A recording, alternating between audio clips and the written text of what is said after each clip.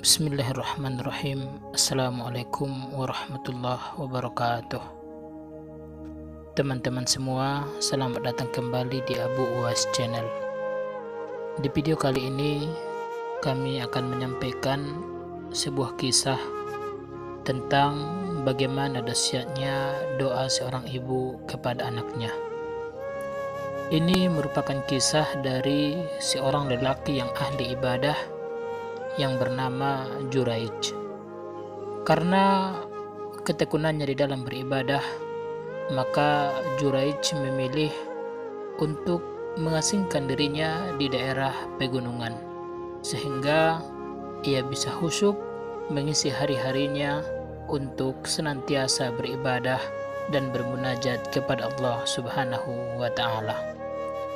Suatu hari ketika Juraij sedang khusyuk di dalam sholatnya, kemudian ibunya datang dan mengetuk-ngetuk pintu rumah Juraij dan memanggil Juraij. Yang mendengar panggilan ibunya, di dalam hatinya berkata, apakah ia akan menjawab panggilan ibunya atau meneruskan sholatnya? Sehingga akhirnya ia memilih untuk meneruskan sholatnya. Kemudian keesokan harinya, sang ibu kembali datang dan mengetuk-ngetuk pintu rumah Juraij dan memanggil Juraij, "Wahai Juraij, wahai Juraij, aku ingin berbicara kepadamu."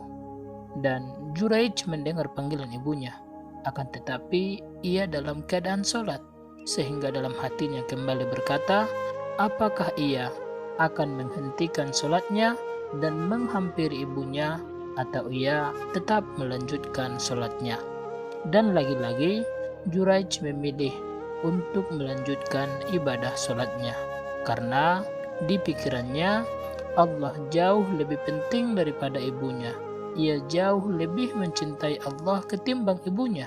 Itu yang ada di pikiran Juraij, sehingga ia memilih untuk tetap melanjutkan sholatnya.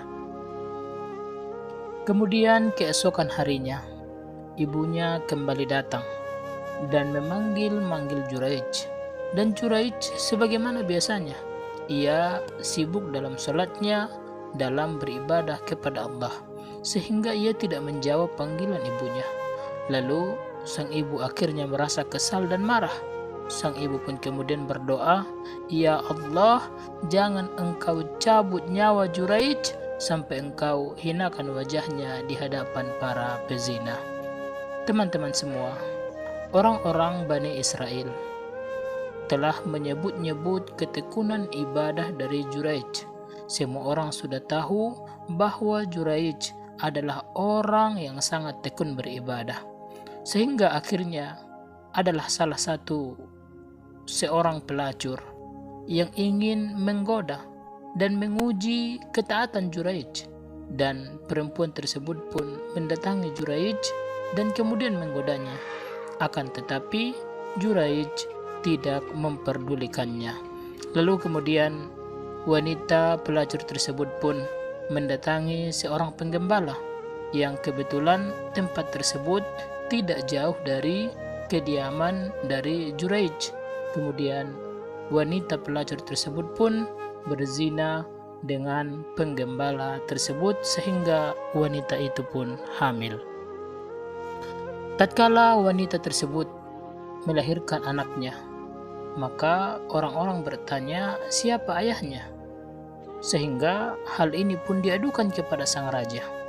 Dan betapa marahnya sang raja ketika ada seorang wanita melahirkan seorang anak, akan tetapi tidak dari hasil pernikahan. Maka sang wanita pun dipanggil oleh sang raja berikut anaknya, ya. Lalu kemudian sang raja pun bertanya, "Wahai wanita, siapakah ayah dari anak ini? Katakan padaku, karena engkau belum terikat oleh pernikahan." Maka sang wanita itu pun berdusta. Wanita itu pun memfitnah dan mengatakan bahwa Juraij adalah ayah dari bayi ini. Maka sang raja pun langsung murka dan mengatakan kepada semuanya agar menghancurkan tempat peribadahan Juraij. Katanya seorang ahli ibadah, akan tetapi malah berbuat hal yang kotor seperti ini, ya. Maka para prajurit dan masyarakat pun datang berbondong-bondong untuk datang ke tempat peribadahannya Juraij dan langsung menghancurkan tempat peribadahan Juraij. Kemudian Juraij pun dibawa secara paksa untuk menghadap sang raja. Dan di sepanjang perjalanan ia dilihat oleh banyak sekali orang, dan di antara orang-orang itu banyak sekali wanita-wanita yang kemungkinan besar banyak wanita-wanita pezina di dalamnya. Lalu Juraij pun tersenyum. Dia mungkin teringat doa dari ibunya agar jangan mematikan dirinya sebelum wajahnya dihinakan di hadapan para pelacur.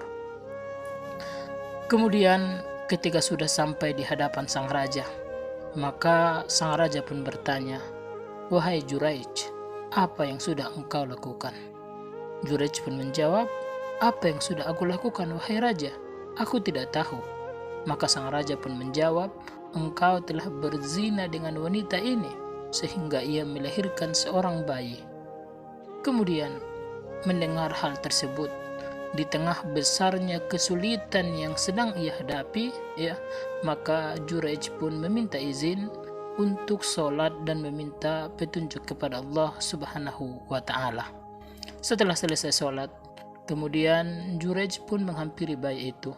Kemudian ia pun mencolek perut dari bayi tersebut. Kemudian Juraij bertanya, "Wahai bayi, siapakah ayahmu?" Maka si bayi itu pun kemudian bisa berbicara dan mengatakan, "Ayahku adalah si fulan, si tukang gembala." Dan tentu semua orang kaget bagaimana ada seorang bayi yang bisa berbicara. Serta merta sang raja dan orang-orang pun meminta maaf kepada Juraij. Dan sang raja pun kemudian berkata, "Wahai Juraij, katakan apa yang engkau inginkan. Maafkan kami. Apakah engkau mau tempat peribadatanmu kami bangun dengan emas?"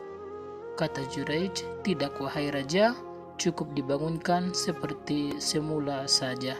Kemudian Juraij juga berkata kepada sang raja, "Wahai raja, aku teringat akan doa yang telah diucapkan oleh ibuku kepadaku. Ibuku berdoa, tidak akan wafat aku sebelum wajahku dipertontonkan oleh para penzina. Dan sungguh Allah telah benar-benar mengabulkan doa ibuku." Teman-teman semua, semoga dirahmati Allah Subhanahu wa Ta'ala. Ada beberapa pelajaran yang bisa kita ambil, yang bisa kita petik dari kisah ini. Yang pertama adalah kita harus hati-hati terhadap doa dari orang tua kita, terutama doa dari ibu kita. Jangan kita membuat mereka bersedih atau kesal atau marah, karena ketika doa yang tidak baik keluar dari ibu kita, maka sengsaralah hidup kita. Oleh karenanya teman-teman, mari kita senangkan hati ibu kita, ayah kita, kita bahagiakan mereka, sehingga doa-doa yang baik akan keluar dari mereka, dan insya Allah berbahagialah hidup kita. Pelajaran yang kedua adalah Allah akan menyelamatkan seseorang dengan ketakwaan dan kesolehannya. Juraij adalah orang yang soleh. Juraij adalah orang yang bertakwa, meskipun ia pernah berbuat salah dalam mengambil keputusan dan telah membuat hati orang tuanya sedih dan kesal kepadanya. Teman-teman semua, lalu apakah ketika kita sholat, kemudian ibu kita memanggil, kita harus berhenti dari sholat kita? Jika kita sholat sunnah, maka berhentilah kita dari sholat kita.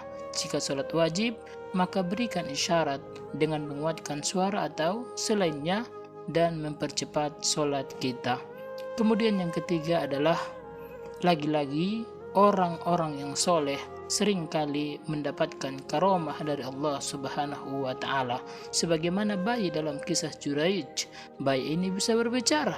Kemudian hal itu dapat menyelamatkan Juraij dari fitnah dan kedustaan wanita pezina tersebut. Teman-teman semua, demikian. Terima kasih telah menyimak, dan assalamualaikum warahmatullahi wabarakatuh.